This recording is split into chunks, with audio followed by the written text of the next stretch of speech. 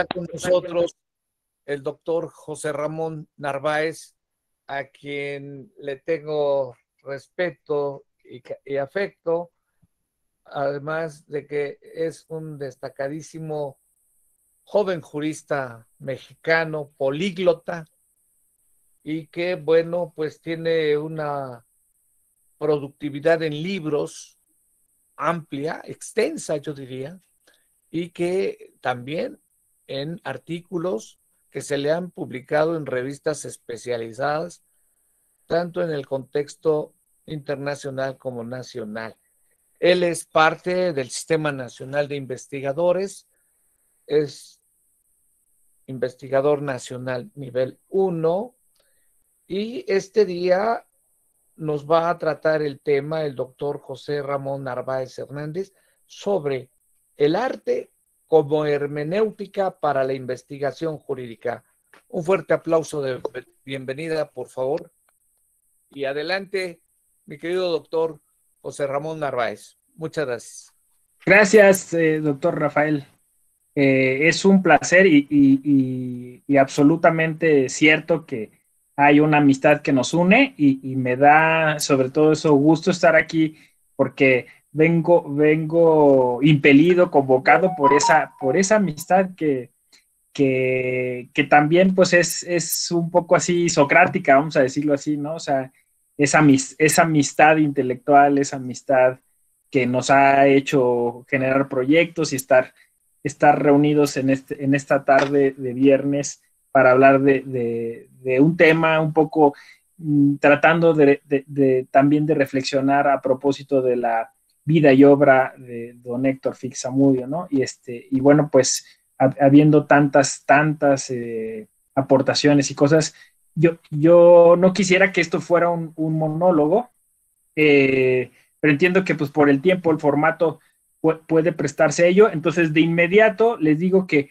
cualquier cosa que ustedes consideren importante señalarme, voy a estar pendiente del chat, y después, si no hay oportunidad, pues también a través de las redes sociales.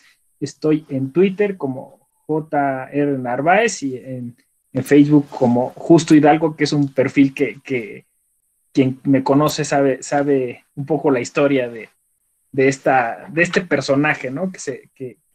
Con el que estoy en Facebook. Bueno, y justo para que no fuera como una especie de monólogo, quisiera encadenarme con algo que dijo el doctor José Zamora, que como una especie de pretexto, o sea, es decir, pre-texto, es decir, para entrar al análisis de lo que quiero proponerles, ¿no? Un planteamiento del problema, una hipótesis. Dijo él, y lo dijo incluso con un tipo de énfasis, entonces se tropicalizaron las cosas a México, ¿no? Tomo esto justo porque es un tropo, ¿no? O sea, es decir, es un uso de la retórica y es un uso que constantemente, digamos, utilizamos en el derecho junto a otros muchos tipos de construcciones idiomáticas que nos permiten, de alguna forma, tratar de expresar la idea que traemos en la cabeza sobre algo, ¿no? Cuando se dice tropicalizar, y insisto, y se dice con ese énfasis, no, o sea, yo quiero que hagamos como una especie de ejercicio introspectivo, ¿no? O sea, ¿qué nos evoca eso? O sea, ¿qué más allá? O sea, claro, es un significado que no se ha explicado, no hay un libro, ¿no? Pero que curiosamente todos entendemos y compartimos, ¿no? Y entendemos, a ver si puedo abocar a ese imaginario colectivo como una especie de... lo entendemos en sentido peyorativo, ¿no? O sea, como degradar un modelo que en su momento era, no sé, podríamos decir hegemónico, puro, mejor, occidental, europeo, no sé. Y entonces tropicalizar lo entendemos como vulgarizarlo. Y aquí podemos hacer un montón de reflexiones bien interesantes, ¿no? Que no el derecho siempre se ha vulgarizado, el derecho como ciencia, ¿no? O sea, bueno, igual el derecho como práctica, pero justo así nace Europa, ¿no? A partir de la vulgarización del derecho europeo. Y no es otro tipo de vulgarización el propio derecho indiano, ya ha venido a estas tierras, y no es también una forma de vulgarización, o dicho de otro modo, de tropicalización, a lo que se refería Floris Margadán como la segunda vida del derecho romano en la codificación. Y claro, parece que estamos condenados nosotros a imitar, a trasladar esto, ¿no? Entonces, tropicalizar es como adaptar, pero justo hoy hay una corriente interesante en distintos países. Bueno, yo la vi en un congreso en Brasil al que asistieron, por ejemplo, Cristina Vano de Italia, y creo que, bueno, en gran parte Massimo Mecarelli o Carlos Petit han hablado de esta idea de la traducción o interpretación del derecho. Ya en su momento también los otros han utilizado otras metáforas como Alan Watson, el trasplante legal, ¿no? Legal transplant.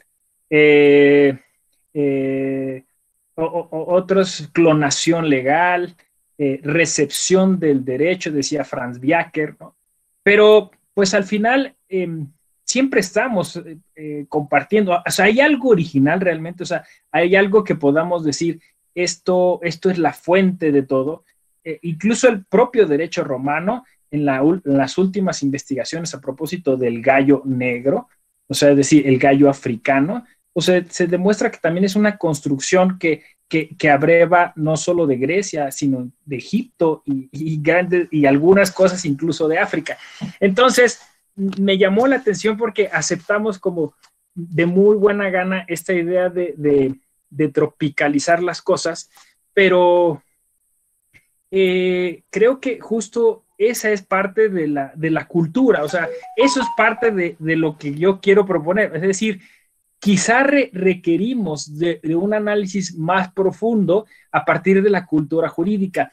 Y es curioso porque aquí se genera una especie de desentendimiento o de paradoja, ¿no? Porque normalmente entendemos a la cultura como algo vulgar, ¿no? Como algo, bueno, en un sentido, ¿no? Si nos referimos obviamente a la cultura popular, pero o le entendemos como un bagaje que trae el jurista y con el cual trabaja, ¿no? Sus teorías y sus marcos teóricos que ha importado y que lo llevan justo a intentar tropicalizar esas ideas para tener cierta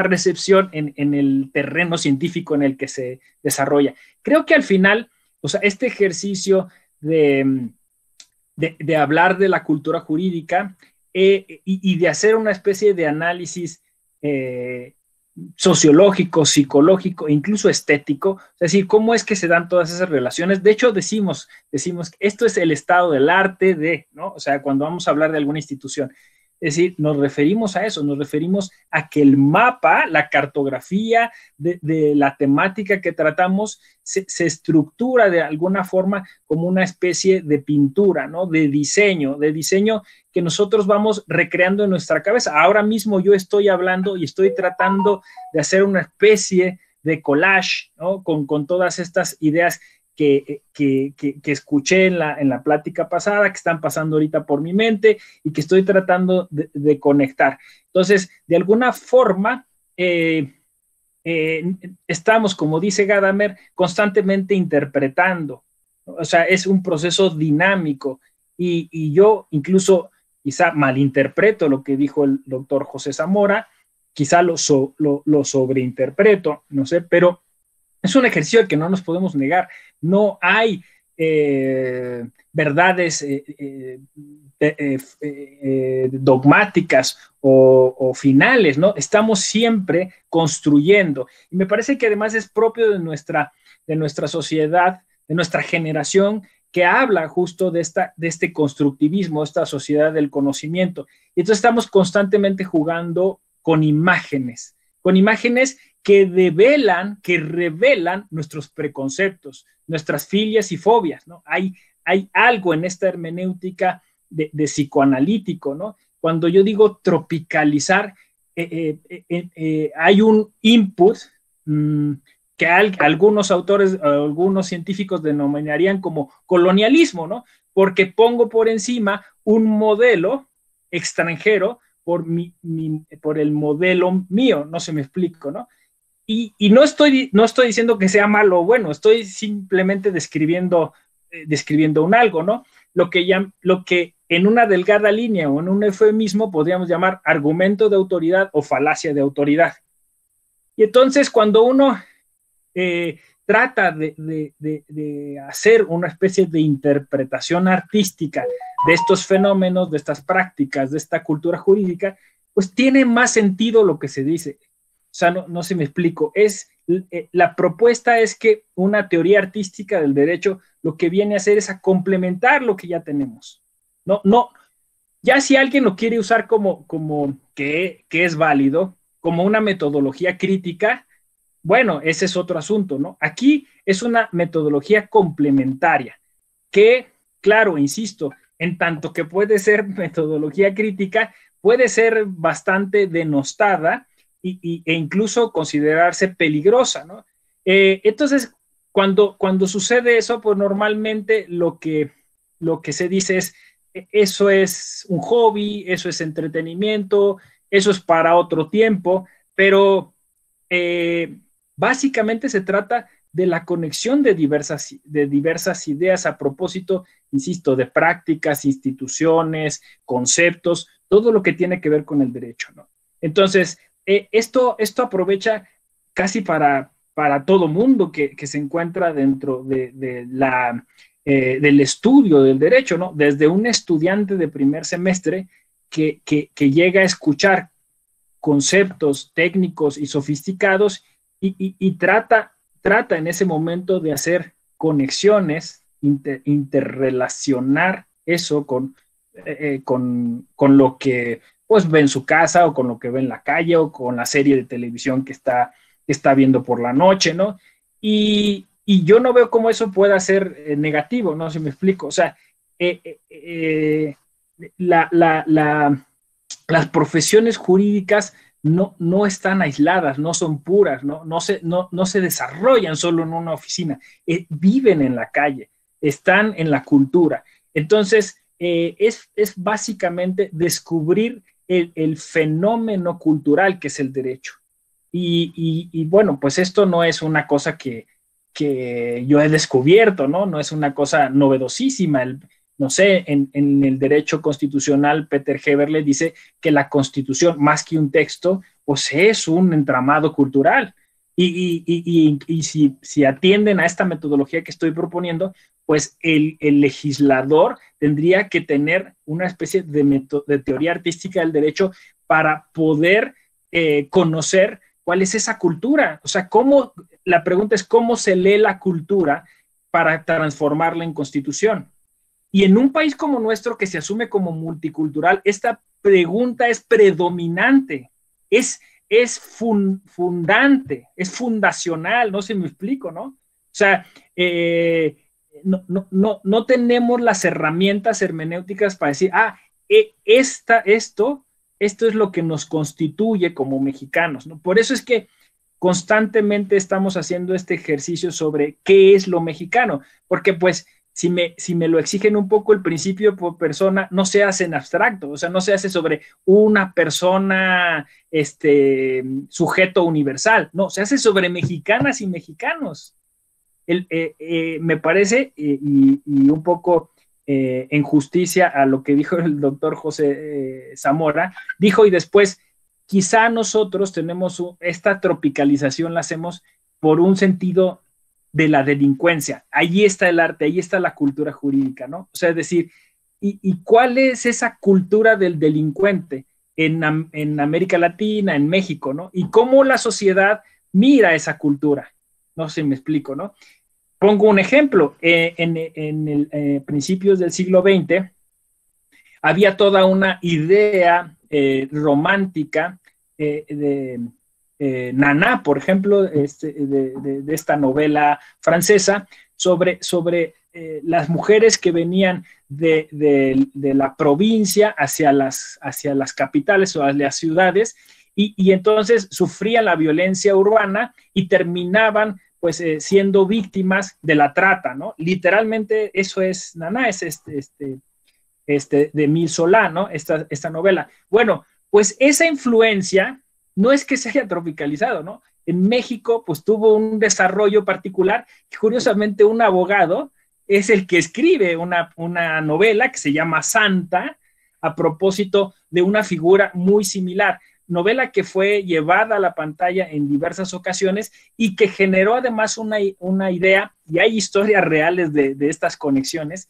No hay tiempo para ello, pero en el automóvil gris, pues también hay la idea de esta ligada al constitucionalismo, incluso a los orígenes del constitucionalismo mexicano, de estas mujeres que pues terminaban violentadas por estos proxenetas y que muchas veces pues este proxenetismo estaba incluso en los más altos círculos del gobierno carrancista, ¿no? Bueno, de hecho, carrancear era eso, ¿no? Llevarse las cosas y entre ello era llevarse a las mujeres.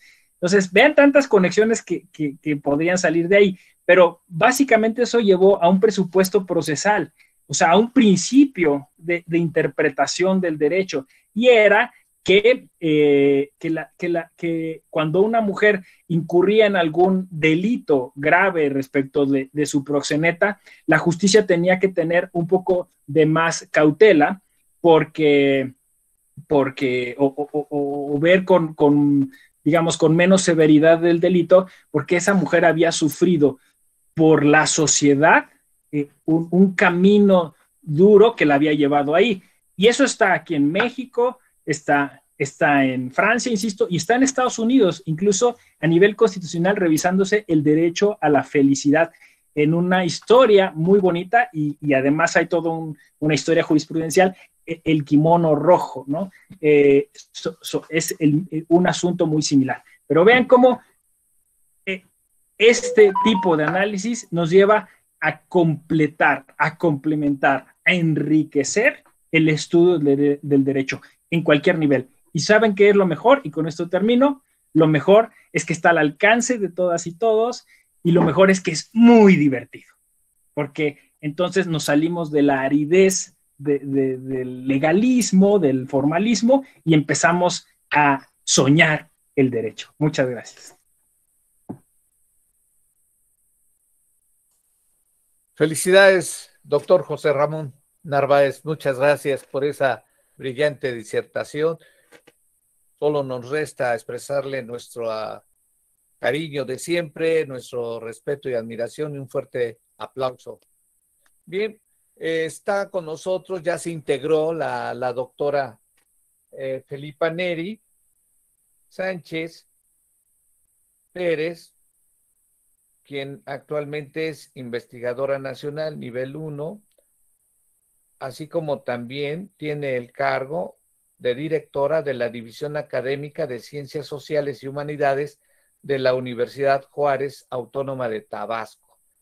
Tiene obra publicada, tanto en libros como en artículos especializados y que se le han publicado en revistas tanto extranjeras como nacionales. El tema que este día va a tratar la doctora Felipa Neri Sánchez Pérez es el siguiente: avances y obstáculos en la participación de la mujer en política. Adelante, doctora, por favor.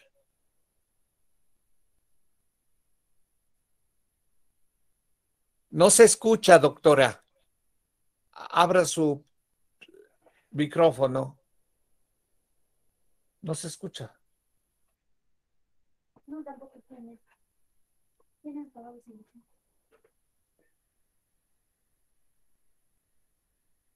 Dile.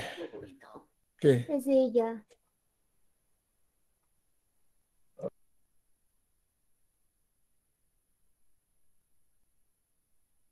Sí, yo creo que sí. Doctora Felipa, no se escucha.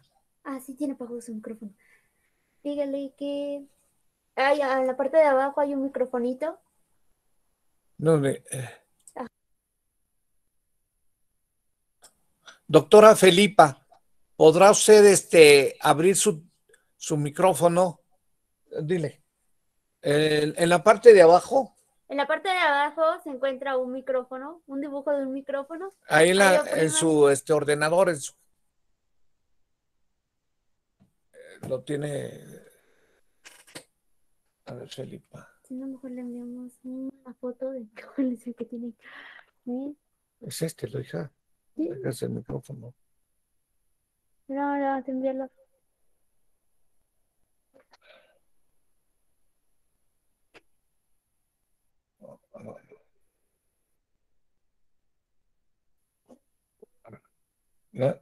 ¿Sí era Felipa? ¿Esa? Sí. A ver, mándaselo.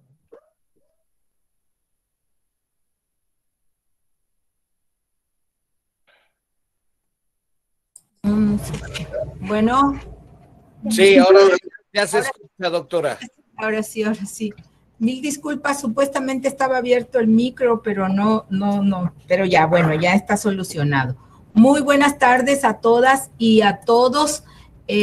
Muchas gracias al doctor Rafael Sánchez Vázquez por esta invitación a participar en este importante encuentro académico nacional e internacional con motivo del natalicio del doctor Héctor Zamudio, gran impulsor de los derechos humanos desde la Corte Interamericana de Derechos Humanos y, por supuesto, a través de sus múltiples investigaciones y conferencias nacionales e internacionales, donde sobre todo promovió e impulsó el respeto y reconocimiento a los tratados internacionales.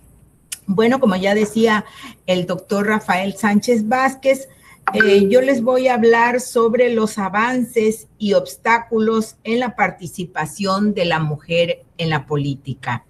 Y es que Olimpia de Gouges decía, si la mujer tiene derecho a subir al cadalso, también debe tener derecho a subir a la tribuna. Fue la frase que pronunció esta mujer luchadora, precursora y defensora de los derechos de las mujeres, cuando en 1789 se emitió allá en Francia la Declaración de los Derechos del Hombre y del Ciudadano, y ella se atrevió a transcribir esos derechos del hombre y del ciudadano como los derechos de las mujeres y las ciudadanas, porque esos derechos solo eran para hombres, y mujeres como Olimpia reclamaban que fueran derechos humanos también para las mujeres. Sin embargo, pues como sabemos, ella murió guillotinada por reclamar derechos de las mujeres. Y es que, bueno, las mujeres, como sabemos, no existían para la participación en la política. Las mujeres estaban ni para asistir a las universidades. Como ustedes saben, las mujeres tenían que vestirse de hombres, como hizo en su momento Sor Juana Inés y algunas otras mujeres, para poder asistir a las escuelas. Las mujeres estaban confinadas solo para atender las labores del hogar, las labores domésticas, para ser las asistentes de la familia y del esposo. Sin embargo, la mujer siempre ha participado. Ahí tenemos desde la época de la independencia de México a reconocidas mujeres que participan en esta lucha por la independencia, Leona Vicario y Josefa Ortiz de Domínguez, de quien nos da cuenta de la historia de su importante participación.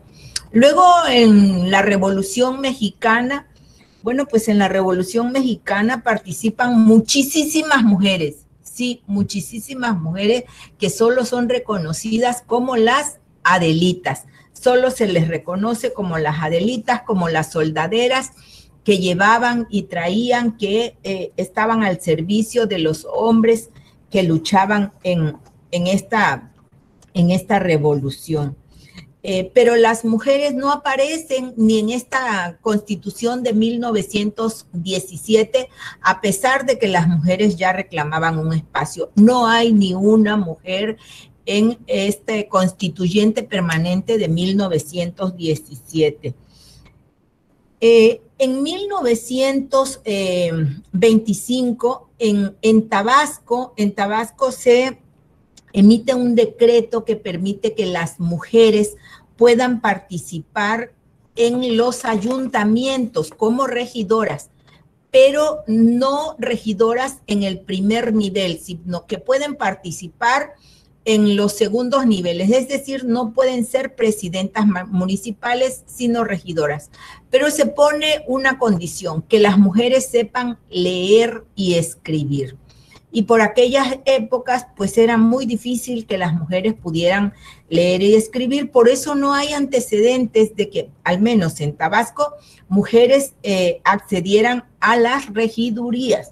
Bueno, y a nivel nacional, en 1937, en el gobierno de Lázaro Cárdenas, se impulsa una reforma constitucional para permitir el derecho de las mujeres a votar, a emitir su voto. 1937, esta reforma constitucional pasa por las dos cámaras, Cámara de Diputados, Cámara de Senadores y los estados. Sin embargo, esta reforma constitucional de 1937 jamás fue promulgada. No se promulgó, no entró en vigor esa reforma constitucional. Vamos a ver entonces que es hasta 1953 cuando las mujeres obtienen ese derecho a votar y a ser votadas. 1953. De 1953 al 2018, en el país solo habían existido 9 mujeres gobernadoras, 9 mujeres habían alcanzado la representación más importante de sus entidades, entre ellas las jefas de gobierno de la Ciudad de México. Las mujeres han dado una lucha histórica por su derecho a participar en la política. Así en 1974 encontramos que hay una reforma constitucional muy importante al artículo 4 de la Constitución, que establece la igualdad entre el hombre y la mujer. Y yo recuerdo por ahí al doctor Ignacio Burgoa en su libro de Garantías Individuales, cuando hace algunos comentarios sobre el libro sobre esta reforma. El doctor Burgoa dice que qué caso tenía hacer esa reforma constitucional si siempre habían sido igual el hombre y la mujer ante la ley, que no habían desigualdades. Por supuesto que al día de hoy también muchos hombres siguen pensando que no hay desigualdades entre el hombre y la mujer, incluso muchos se siguen oponiendo a que exista esta discriminación positiva, todas estas leyes que se han hecho a favor del reconocimiento de los derechos humanos de las mujeres, porque son derechos humanos que se le han reconocido a las mujeres por el simple hecho de ser humanas. Tienen el derecho a participar por el simple hecho de ser humanas. Derechos que no se les reconocía antes. Entonces, esta reforma constitucional se da en 1974, previo a que en 1975 en México se le va a celebrar un encuentro internacional de mujeres. Entonces, previo a que se celebre en México este encuentro internacional de mujeres, es que se da esta reforma constitucional, pues para que se reconozca que México es un país de avanzada en derechos de igualdad entre hombre y las mujeres. Pero bueno, este derecho de igualdad entre hombres y mujeres estaba ahí nada más en la Constitución, porque en la realidad todas sabemos de las desigualdades que existían en todos los ámbitos de la participación política, la participación laboral, en las academias, en las universidades, la participación de la mujer, pues era prácticamente no existían. Los principales cargos ocupados por varones, las mujeres no existen. Bueno, ahí tenemos a nuestra Universidad Nacional Autónoma de México, hasta el día de hoy no ha tenido una sola rectora, todos varones. Por fortuna, en la universidad donde colaboro, ya hemos tenido una rectora al frente de esta casa de estudios. Y en la división académica, donde también participo ahora, pues ya soy la tercera mujer, no soy primera, ya somos 3 mujeres, y precisamente en la división donde está la licenciatura en Derecho. Es decir, que nos ha tocado ir abriendo brecha por los derechos de las mujeres en el ámbito local y académico, sobre todo. Entonces, y en el ámbito de la política, el año 2011, del que ya se ha hablado mucho aquí, donde se promulga en este artículo primero constitucional la dignidad humana, entonces aquí se aprovecha esta brecha para reclamar que se haga realidad este principio de igualdad que establece la Convención sobre la eliminación de todas las formas de discriminación contra la mujer, que se haga realidad esta igualdad a partir de esta reforma del artículo primero del 2011. Y así, bueno, también en ese mismo año, en el 2011, las mujeres se organizan, hacen una organización muy importante, la lucha que han dado las mujeres desde los distintos ámbitos que se han unido, legisladoras, diputadas federales, senadores, activistas, feministas, académicas, que se unieron por una causa importante. 2011 es importante una sentencia del Tribunal Electoral del Poder Judicial de la Federación, cuando en la Cámara de Diputados se sustituye a un gran número de mujeres que habían llegado a la Cámara por esta cuota del 40 y 60, porque todavía era la época de las cuotas, que los partidos designaban al 40% de mujeres, pero ¿qué hacían? Que luego que las mujeres rendían protesta, bueno, entraban a sustituirlas varones. O sea, solo las usaban para cumplir lo que establecía la ley, y una vez que rendían protesta, las quitaban y ponían a los hombres que eran los que ejercían. Entonces, la sentencia que emite el Tribunal Electoral del Poder Judicial, la 12.624, establece, es una sentencia histórica para el avance de la participación política de las mujeres, que establece que en las cuotas, cuando se designe a una mujer candidata, la suplente será una mujer, no podrá ser suplente un varón, porque si la mujer solicita licencia, se retira, entonces es un varón, es una mujer la que la va a sustituir, no será más un varón quien sustituya a la mujer. Bueno, esto es 2011. Para el 2014 las mujeres ya estaban más organizadas con las senadoras, con las diputadas. Es un reconocimiento que tenemos que hacer a la organización que han tenido las mujeres para avanzar, la lucha que han dado, porque empezaron a presionar desde el Congreso de la Unión, y entonces lograron, bueno, ¿necesitan nuestro voto? Sí, pero también queremos que voten a favor de nosotras. Y ahí va el voto a favor de las mujeres, cuando en el año 2014 las mujeres logran la paridad de género. Este principio de paridad que se establece en el artículo 41 de la Constitución Política de los Estados Unidos Mexicanos. Señala que pero el artículo 41 establece en ese principio que para las mujeres al Congreso de la Unión y las legislaturas de los estados no se obliga para los ayuntamientos. No hay la obligatoriedad para los ayuntamientos. Sin embargo, es a partir de reclamos y protestas de mujeres que participan, que quieren ser candidatas a las presidencias municipales, es que se impugna el hecho de que en los ayuntamientos no se da esta paridad cuando los partidos políticos registran a las candidatas. Sí lo registran para las diputaciones locales, pero no para las presidencias municipales.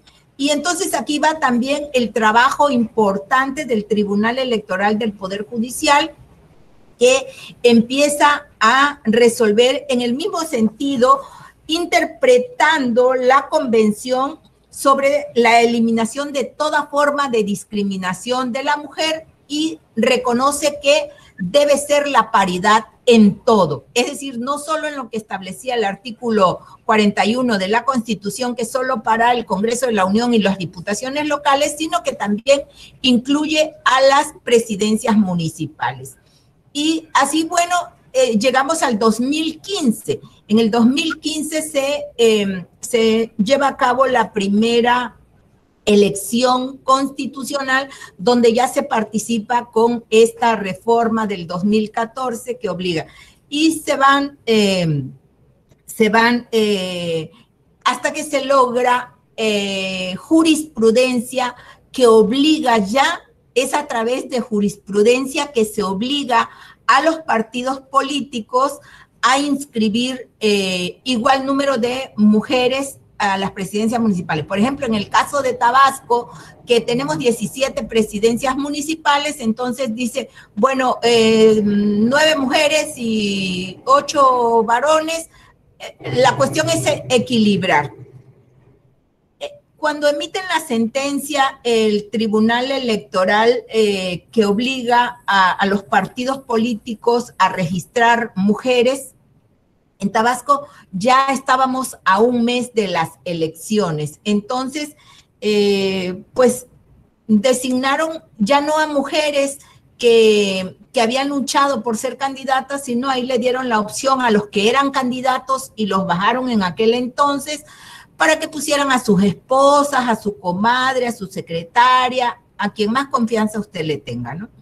Y así llegaron unas 4 mujeres a las presidencias municipales, llegaron la esposa del que era el candidato a presidente municipal. Bueno, ¿qué pasa en el estado de Chiapas? En Chiapas, pues no se había reformado la ley, pero para cuando se hacen las elecciones en el mismo 2015 en Chiapas, pero ya por el mes de septiembre, pues ya había jurisprudencia, ya existía jurisprudencia. ¿Y qué pasa? Que cuando los partidos políticos van a registrar a los candidatos, pues ocurre lo mismo, que no cumplen la paridad en el registro de candidatas a presidentas municipales. Y entonces ahí rápidamente ya el tribunal no esperó tanto tiempo para razonar y emitir una sentencia y es... Disculpe, doctora Filipa, ya se pasó 5 minutos. Bueno, concluyo. Bueno, quiero decir hoy que hemos logrado la paridad en el Congreso de la Unión, las mujeres han alcanzado ya esta paridad y bueno, ya las mujeres no tienen que luchar, las mujeres, sobre todo las mujeres jóvenes, luchar por una igualdad en la que se ha logrado tanto en la ley, en la Constitución, como en la realidad se ha avanzado ya en esta paridad. Muchas gracias a todas y a todos. Muchísimas gracias, doctora Pérez. Agradezco su participación, ha dado una excelente disertación. La despedimos con un fuerte aplauso y vamos a invitar al doctor Marcos Gutiérrez Ayala, que ya está con nosotros.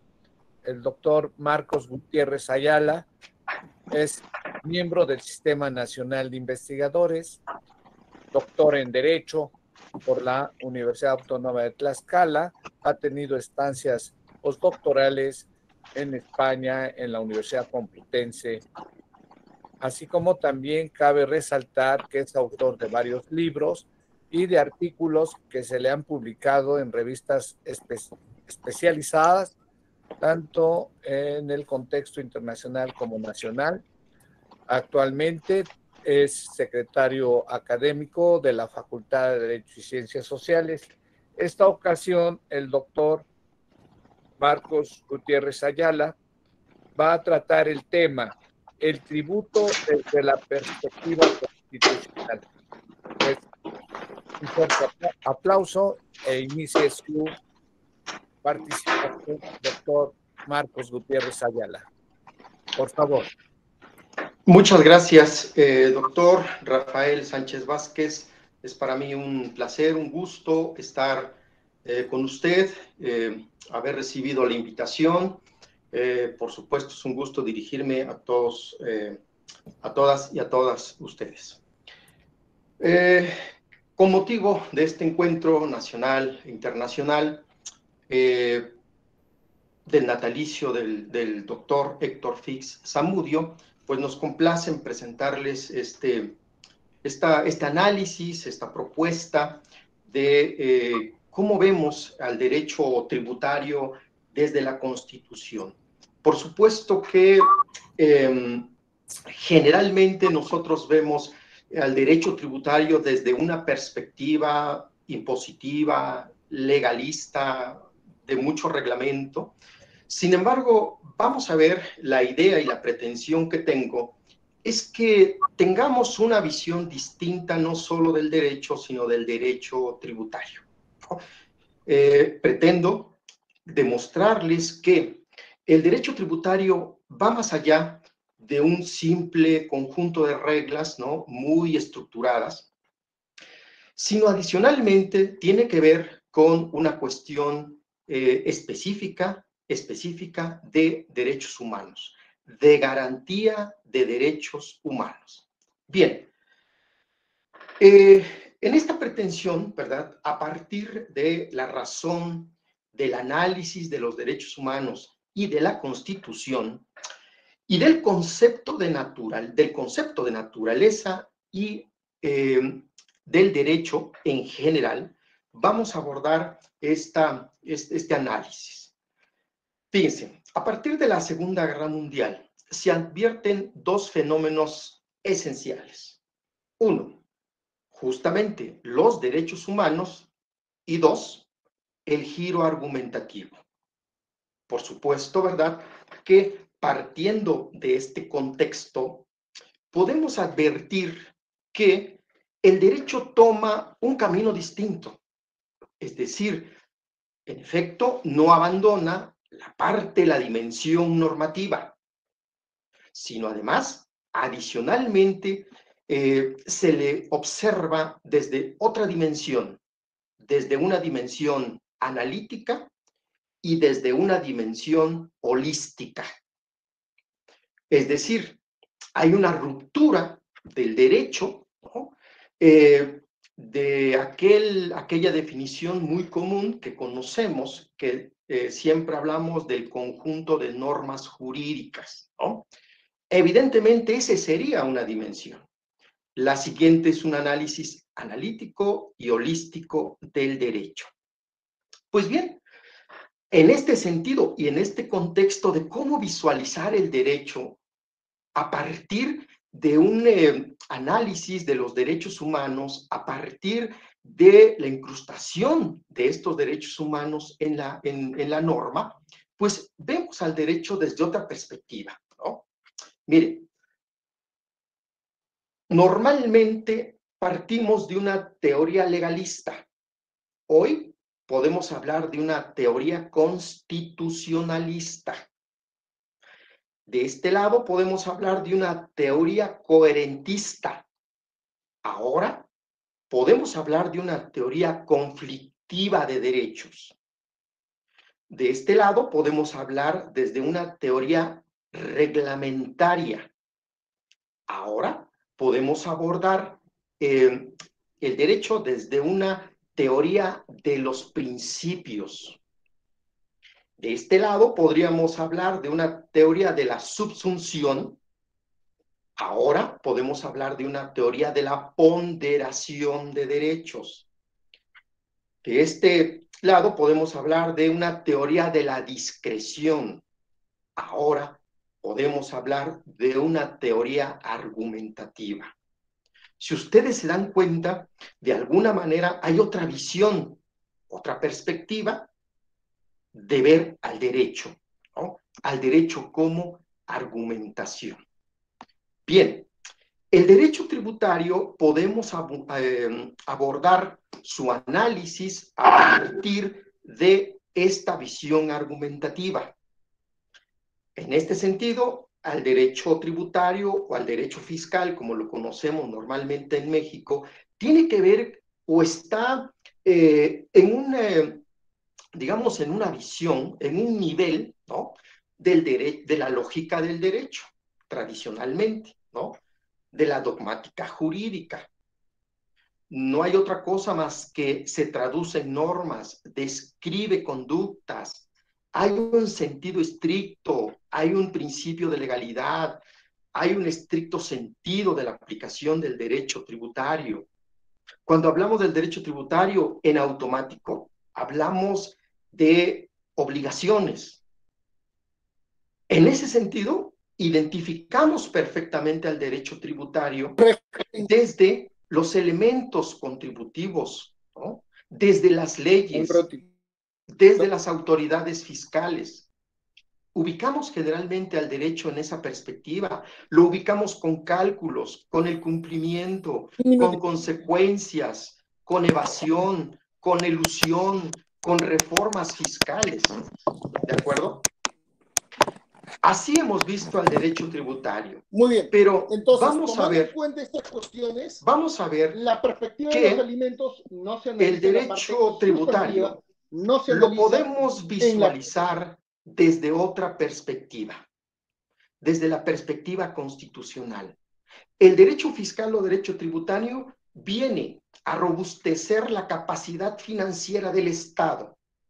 ¿Para qué? Para garantizar los derechos humanos. Por lo tanto, no solo hablar del derecho tributario, enfoquémosle nada más a la normatividad, a la legalidad, sino también a las consecuencias que pudiera tener o que tiene el derecho tributario en materia de gasto público. Por supuesto que en esta perspectiva, pues hay una infinidad de impuestos, ¿no? Impuesto sobre la renta, impuesto al valor agregado, impuesto especial sobre producción y servicios, impuesto al comercio exterior, contribuciones de seguridad social, derechos, contribuciones de mejoras, etcétera, etcétera, etcétera, ¿no? Pero ver al derecho tributario solo desde esa perspectiva, solo estaríamos viendo un lado, solo un lado, ¿no? Es decir, solo tendríamos una visión. Y no, desde la perspectiva constitucional y desde la perspectiva argumentativa, podemos ver o le podemos dar otro enfoque porque lo tiene.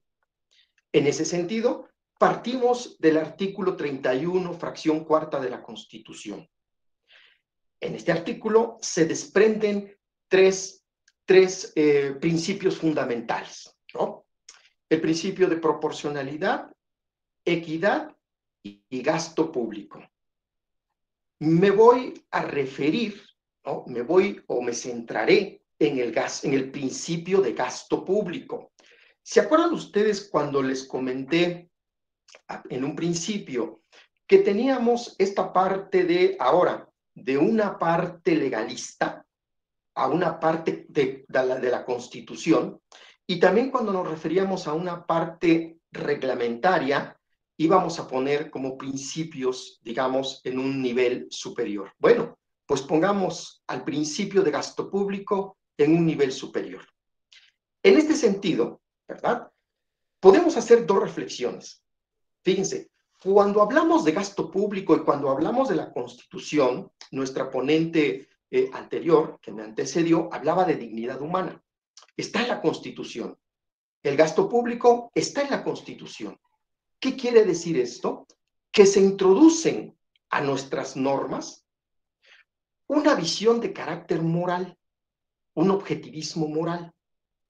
En ese sentido, ¿no? En ese sentido, abordaremos, o mejor dicho, estaríamos viendo al gasto público como una cuestión de carácter moral, porque tiene un impacto hacia la sociedad y porque tiene un impacto en el discurso ético. Pero adicionalmente, otra reflexión, es decir, ya se los había comentado, la garantía financiera, los impuestos representan una garantía financiera de los derechos. Es decir, ahora que estamos desafortunadamente atravesando por esta crisis de salud, sin duda tiene que ver mucho la respuesta del Estado, la respuesta financiera del Estado para garantizar ese derecho a la salud, para garantizar una vacuna, en este sentido, ¿no? Y todo lo anterior nos conduce a abordar un tema de esta naturaleza entre el derecho fiscal y los principios constitucionales, en elaborar una estructura de la razón práctica del derecho tributario. En ese sentido, abordaríamos, digamos, ¿no? O visualizamos al derecho tributario desde una perspectiva ética práctica, desde una perspectiva de la teoría de los derechos fundamentales. Y esto tiene que ver, esta teoría de los derechos fundamentales, tiene que ver con el fundamento filosófico. Y de ahí se desprendería la famosa tridimensionalidad del derecho. Pero también tiene que ver con la institucionalidad de los derechos. Y por supuesto, tiene que ver con una aplicación e interpretación de los derechos fundamentales. ¿Y cómo asociamos este derecho tributario con los derechos humanos? Bueno, es muy importante en este sentido destacar, porque hemos tenido una transformación jurídica y una transformación social. Bajo esta perspectiva, por supuesto, ¿verdad? Me referiré a que es muy importante el derecho a la libertad, pero también, por otro lado, es muy trascendente y en los últimos años darle prioridad a los derechos sociales. En este escenario, si ustedes lo vislumbran, aparecen varias visiones específicas. Partimos de una teoría, digamos, del derecho, pero también pasamos por una teoría política liberal y también por una teoría política social, la que se desprenden el Estado liberal del derecho y el Estado social del derecho. Así las cosas, digamos, por un lado, en materia económica, pasamos un Estado gestor, ¿no? Que después pasó a ser un Estado proveedor, y en la época de los 60, un Estado social que después se degeneró a un megaestado, lo que conocemos o conoceríamos más tarde con la idea del Estado fiscal, aquel que no tiene límites para gravar, pero tampoco para gastar, ¿no? Pero en esa proporción de rebasar límites económicos, ¿no? ¿En dónde queda el gasto social? ¿Todo será gasto social? Bueno, pues miren, aquí yo siempre he dicho que si bien es cierto el derecho lo podemos abordar desde varias perspectivas, creo que también podría ser muy benéfico abordar el derecho desde la practicidad. Entre 2007 y 2015, existieron condonación de impuestos. 172 millones de pesos se condonaron solo a 88 contribuyentes. Y uno se pregunta, ¿y dónde están los nombres? Bueno, dice la Constitución, es información confidencial. Y si ustedes se dan cuenta que hay dos principios en pugna, ¿no? Es decir, el principio de información confidencial, protección de datos personales, y el principio de gasto público. Pero esto nos lleva pues a seguir en este análisis, ¿verdad? De que ahora, en lugar de ser una teoría legalista, tenemos una teoría constitucionalista. Muy bien, pues le agradezco mucho al doctor Rafael Sánchez Vázquez y a todos ustedes por su atención. Muchas gracias, doctor. Muchísimas gracias, doctor Marcos Gutiérrez Ayala. Breve, sustancioso, claro, preciso y respetando los tiempos. Vamos a pasar con la doctora Reina Sánchez Cifriano. Previamente, cabe resaltar que vamos a despedir con un fuerte aplauso al doctor Marcos Gutiérrez Ayala. Bien, doctora Reina Sánchez Cifriano, Actualmente es docente de la Universidad Nacional Autónoma de México. Es miembro del Sistema Nacional de Investigadores nivel 1. Tiene libros que le han publicado la editorial Porrúa, así como también tiene libros que le han publicado en España, artículos en revistas especializadas, tanto en el contexto internacional como nacional. El tema que va a tratar la doctora Reina Sánchez Cifriano es el siguiente: sentencias relevantes de la Suprema Corte de Justicia de la Nación respecto a los derechos de los indígenas. Adelante, por favor. Muy buenas tardes a todos. Les agradezco infinitamente su atención y sobre todo por la invitación a este evento. Primero que nada, partiendo sobre el título de esta plática, cabe resaltar que el doctor Héctor Fix-Zamudio, así como también su hijo, el doctor Héctor Fix-Fierro, en el año del 2018, precisamente en julio, hicieron una publicación por parte de la UNAM, el Instituto de Investigaciones Jurídicas y la Comisión Nacional de Derechos Humanos sobre las recomendaciones generales de la Comisión Nacional de Derechos Humanos. En esta obra, dentro de los temas, hablaban precisamente en el capítulo 4 sobre los derechos de los grupos en situación vulnerable.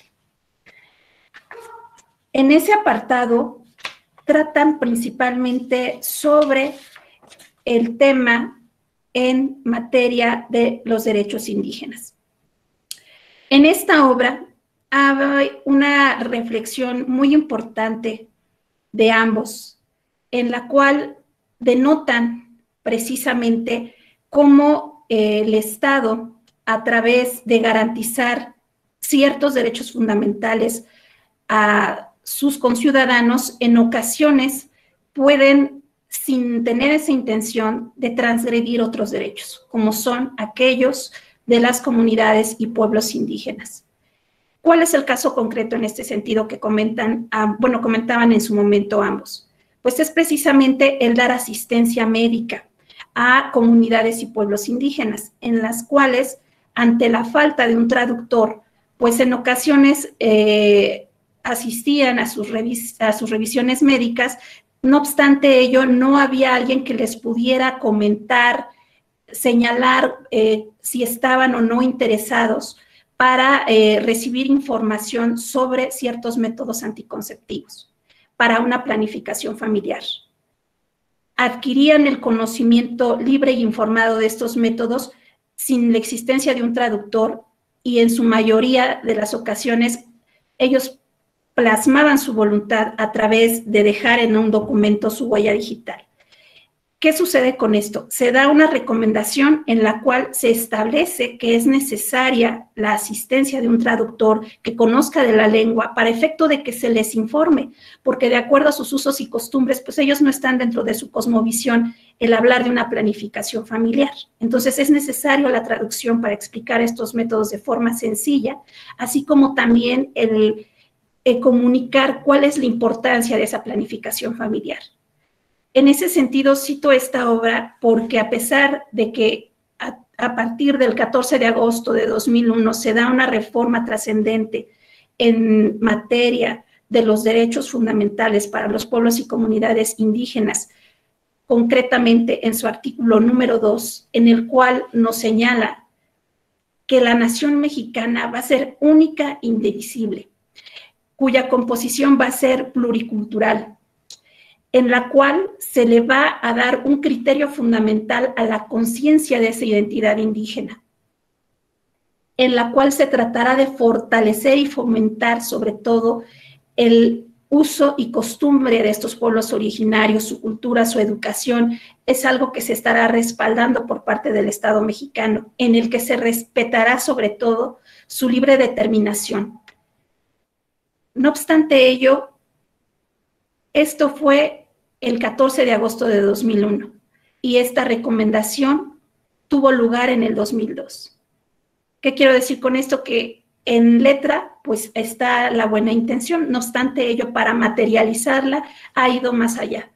Sobre todo porque estamos hablando de derechos fundamentales como es la igualdad, el evitar la discriminación, también el respetar el derecho a esta identidad social y cultural en el cual se fomente, se hagan los esfuerzos necesarios para que los pueblos y comunidades indígenas conserven su lengua, conserven sus costumbres, sus raíces, etcétera, ¿no? Y lamentablemente, una de las observaciones que hacía tanto el doctor Héctor Fix-Amudio como el doctor Héctor Fix-Fierro era que lamentablemente, a pesar de los esfuerzos, el hecho de que aquellos estudiantes que tienen sus orígenes en comunidades indígenas, lamentablemente no se fomentaba su lengua, sino todo lo contrario, se les daban los recursos para ellos introducirse en conocer el idioma español. ¿Por qué? Porque eso les permitía acceder a carreras, a salir de su entorno, y en su mayoría, lamentablemente, no había esa retroalimentación para regresar a sus comunidades. Actualmente, pues ya existen universidades pluriculturales que, al contrario de esto, tratan sobre todo de fomentar que la instrucción de sus alumnos sea a través de su lengua originaria y que los conocimientos que adquieran, bueno, ellos los implementen en sus comunidades. Esa es la intención. No obstante ello, pues aún encontramos todavía cierta falta de políticas públicas en ese sentido para incentivar aún más con fuentes de trabajo para que ellos continúen con esa retroalimentación de conocimientos, de experiencias, y traten de fomentar precisamente esa identidad social y cultural. En ese orden de ideas encontramos criterios relevantes también de la Suprema Corte que no solamente allegados a esa reflexión que hicieron tanto el doctor Héctor Fix-Fierro como el doctor Héctor Fix-Amudio en su momento sobre esta recomendación, encontramos sobre el derecho a la cultura en el amparo en revisión 192-2016, en el cual efectivamente se habla precisamente de cómo fomentar que el texto de esta reforma constitucional del artículo 2, su exposición de motivos y demás, se dé a través de la traducción en las diferentes lenguas indígenas, concretamente con la lengua indígena Mije, para que se difunda. En cuanto al derecho a la educación, en el amparo en revisión 272/2017, así como el amparo en revisión 584/2016, se exige sobre todo que la educación sea intercultural y bilingüe, a efecto de que se dé esa diversidad cultural y lingüística y se respeten sobre todo las diferencias y se procure la formación de esa unidad nacional, respetando esos usos y costumbres. De la misma manera, también tenemos, por ejemplo, respecto a esta autoadscripción que tanto se habla de los integrantes de un pueblo y comunidad indígena, es necesario hablar de esa identidad nacional, bueno, de esa identidad indígena. Bueno, aquí la Corte ha dicho mucho sobre que cuando, en este caso, el justiciable se autoadscribe como indígena, es prueba suficiente para tenerlo como tal y darle la asistencia a través de un traductor en el aspecto judicial y en todo aquello que sea necesario. Bueno, por mi parte, sería todo. Les agradezco su atención. Y en ñañú, ya vinchu, es decir, en otomí, buenas noches. Muchas gracias. Muy bien, doctora Reina Sánchez Cifriano, excelente disertación. Un fuerte aplauso por su participación.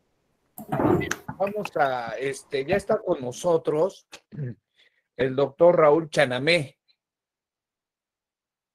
Doctor Raúl Chanamé,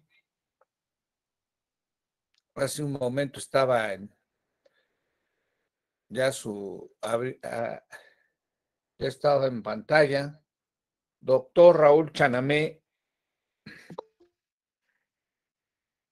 Bueno, tenemos entonces, sigue la participación del doctor Manuel Bermúdez Tapia. Doctor Manuel Bermúdez Tapia ya está listo, ya desde hace rato, ya se había integrado. Muy bien. El doctor, Minutos y retomamos con la ponencia a cargo del doctor Manuel Bermúdez Tapia. Mi querido doctor, ¿cómo está, doctor Sánchez?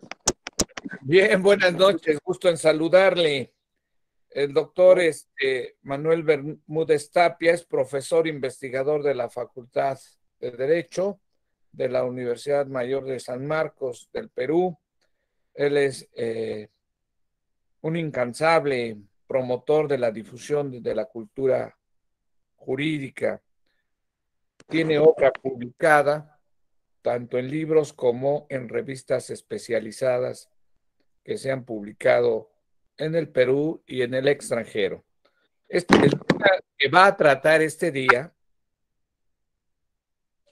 es el de la tutela de derechos de naturaleza familiar en el ámbito de los derechos humanos. Recibámoslo con un fuerte aplauso. Adelante, doctor Manuel Bermúdez. Muy amable, doctor Sánchez, muy amable su presentación, tomando en cuenta, mi querido doctor Rafael, que nos conocemos ya de mucho tiempo en visitas a Chile, Argentina, Colombia. En México hemos participado en la Universidad de Puebla, una linda casa de estudios en la que usted me ha acogido varias veces. Permítame iniciar mi exposición tomando en cuenta que cuando hablamos de derecho de familia, no se trata de una perspectiva clásica o tradicional. Lamentablemente, en los últimos años, toda América Latina ha sufrido una serie de situaciones negativas en las cuales el contexto familiar se ha transformado. Tenemos familias transnacionales, familias migrantes, familias ensambladas, familias paralelas, familias sucesivas que han transformado el contexto de nuestra evaluación, a tal nivel inclusive que han surgido otras categorías de familias no necesariamente originarias en su legalidad, como por ejemplo familias en las cuales las parejas saben que existe una relación preexistente matrimonial o familias, por ejemplo, a nivel de la comunidad LGTB, ¿correcto? Y esto ha superado los patrones nacionales en las cuales el derecho de familia se ha podido evaluar. ¿Correcto? Por ello es muy importante enfatizar que, tomando en cuenta la limitación del contexto familiar local en toda América Latina, es importante tomar en referencia los patrones que detalla el derecho convencional, en particular en el derecho de familia, sobre todo para analizar qué cosa, algunas sentencias que van a ser muy referenciales y muy significativas y que han procedido a transformar el derecho de familia en la mayoría de los países de nuestra región. Y estas sentencias parecen ser estructuradas, parecen tener un nivel de fundamentación más constitucional que en el ámbito del derecho de familia, porque a nivel de familia no es que se hayan cambiado algunas instituciones, no, se han adaptado. Este proceso de cambio entonces en el derecho de familia involucra un proceso de transformación, de constitucionalización del derecho de familia para abordar, ¿qué cosa? Una nueva perspectiva, ¿correcto? Esta nueva perspectiva entonces va a dar origen al derecho procesal de familia, que en el derecho convencional se exterioriza en algunas sentencias emblemáticas que van a ayudar y van a mejorar el derecho de familia en cada país latinoamericano. Y vamos mencionando algunos de ellos. Por ejemplo, en el contexto de la Corte Interamericana de Derechos Humanos, el caso Hellman versus Uruguay del año 2011 resulta muy significativo porque aporta el concepto de identidad dinámica y aporta el concepto de verdad biológica ante los contextos de registro civil. En una continuidad de efectos de sentencias, podemos detallar el caso Vélez Restrepo versus Colombia del año 2011, en el cual por primera vez se analiza el elevado impacto negativo que genera un acto del Estado contra una familia.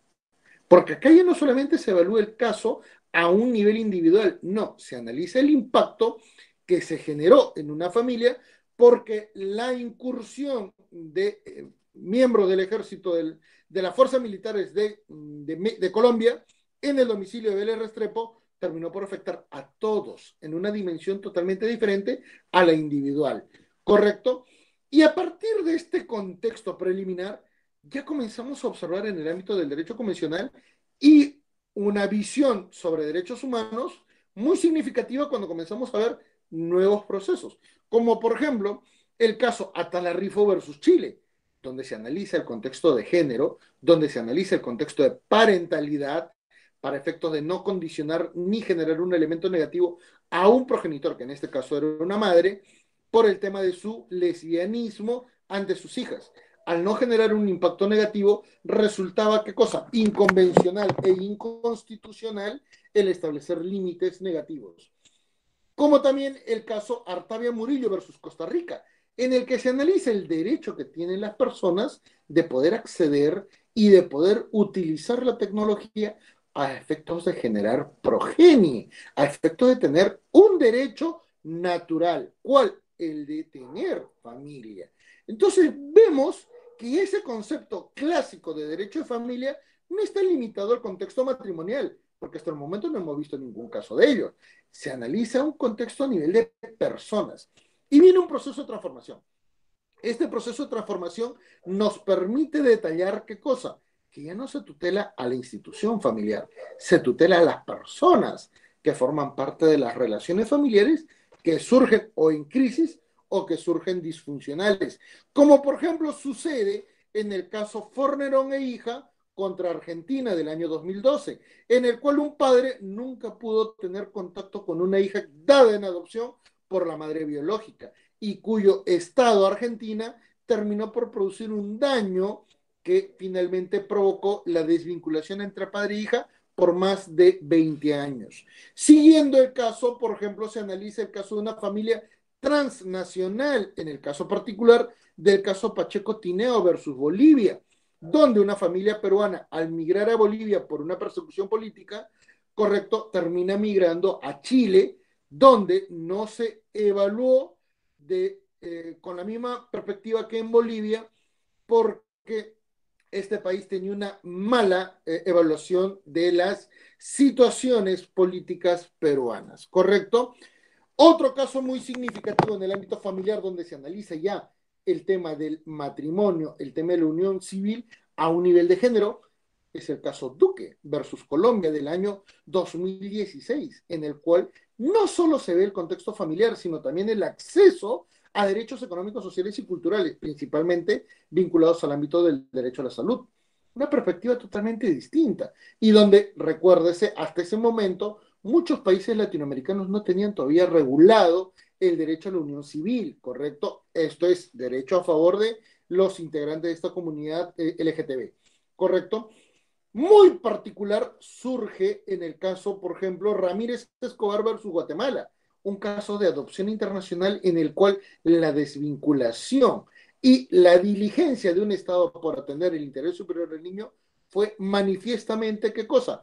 Quebrada y nula, y que provocó una reacción contra Guatemala por un caso objetivo, ¿correcto? Igual sucede con el caso Muelle Flores contra Perú, en el cual la sentencia detalla qué cosa, que el debido proceso de la tutela judicial efectiva no se evaluaron correctamente, pero hay una parte en la sentencia que involucra y dice, este daño no es solamente al sujeto que ha presentado el recurso en el derecho convencional, es también un daño ante la familia.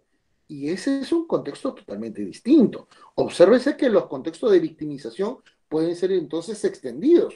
Y eso se observa en el caso López y otros versus Argentina, donde se analiza el contexto de menores infractores, y con lo cual podemos observar entonces que la realidad nacional peruana, chilena, argentina, colombiana, mexicana, inclusive México, porque ha tenido muchos casos a nivel de género y a nivel de defensa de derechos de mujer, en particular contra el Estado, han terminado por configurar una nueva realidad. Esta nueva realidad nos permite entonces indicar un nivel mucho más próximo a los derechos naturales, a los derechos humanos, a los derechos convencionales, derivados de una situación negativa en el ámbito familiar. ¿Y esto por qué? Porque normalmente las leyes nacionales han tratado de seguir un esquema tradicional, un esquema de derecho decimonónico, que hoy por hoy, con el contexto de la evolución, con el contexto del desarrollo internacional, no se puede, ¿qué cosa? Mantener. Los cambios, tanto a nivel de sentencias en Corte Interamericana de Derechos Humanos, como también en cada órgano jurisdiccional nacional, Tribunal Constitucional, Corte Suprema o cortes máximas en lo jurisdiccional en cada país latinoamericano, nos permiten decir, estamos en una nueva etapa del derecho a familia. Un derecho a familia más constitucionalizado, más digno, pero a la misma vez mucho más eficiente en la atención de los conflictos que se generan en el ámbito social y que esto repercute en el ámbito de la sociedad a nivel de población general, porque puede provocar la propia deslegitimidad del Estado si es que no entiende eficientemente estos conflictos. Quedo muy agradecido con el doctor Rafael Sánchez, un querido amigo. Creo que le voy a dar el turno al doctor Raúl Chanamé para que pueda continuar con esta magnífica presentación. Muy agradecido con la Benemérita Universidad de Puebla. Quedo muy atento a sus indicaciones, doctor. Muchísimas gracias, doctor Manuel Bermúdez Tapia. Excelente disertación y sobre todo muy puntual en los tiempos. Muchas felicidades, doctor.